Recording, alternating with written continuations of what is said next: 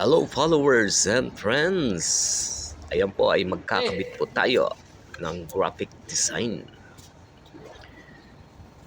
Kailangan po natin mag-guantes, pero kahit hindi na mag-guantes, pwede rin natin. Ayan po, ilalandad po natin dahil po ito ay napakahaba at hahanapin po kung ano yung pinakataas po niya. Ayan.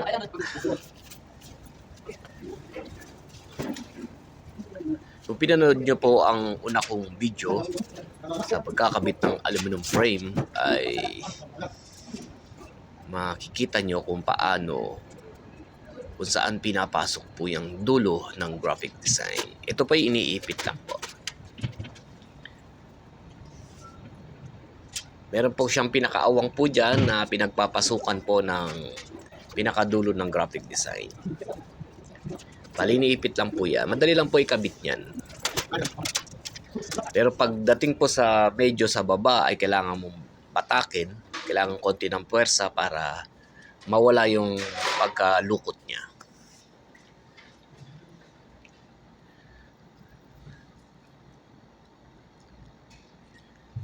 Yan, ganyan lang po, iniipit lang po yan, tinutupi at iniipit lang po. Pinapasok lang sa pagitan po ng aluminum frame. Ayan po. Ayan. Ito yung makikita nyo sa mga mall, yung mga graphic design. Dahil ito ay pang advertisement. Ayan, nasa baba po ako, medyo persado po dyan para po mawala po yung lukot niya. Medyo masakit sa kamay. Sa parting baba lang naman po, sa pinakahuli, medyo pumepersa ka po dyan. Medyo sakit, masasakit yung pinaka isang daliri mo, yung hinlalaki po dyan. Pero okay lang, madali lang naman. Kayang-kaya, iyak. Ayan, dyan tayo. Sa pangalawa naman po tayo. Ayun, dumaan ng engineer ko. Ayan.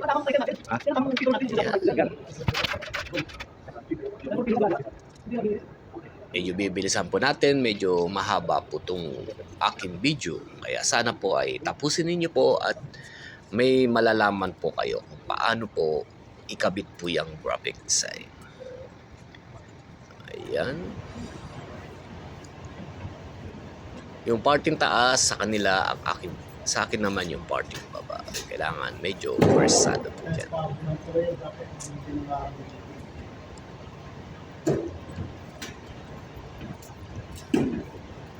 Yung makikita nyo po, puro po yung electric car. Ang design po niya. Dahil narito po kami sa showroom ng electric car. Tindahan ng electric car po. Ayan. Nakadalawa na po kami.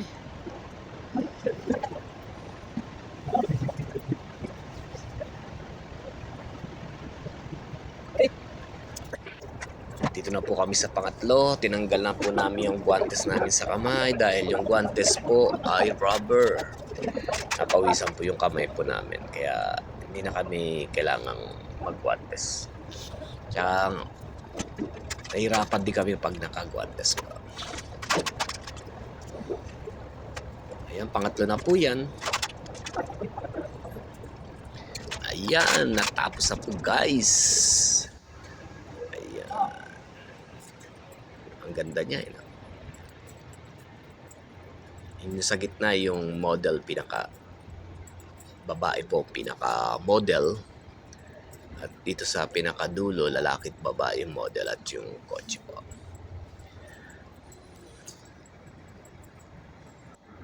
Ayan guys. Tapos na po. Maraming salamat guys sa inyong walang sawang panonood ng aking video. Thank you so much. Bye-bye.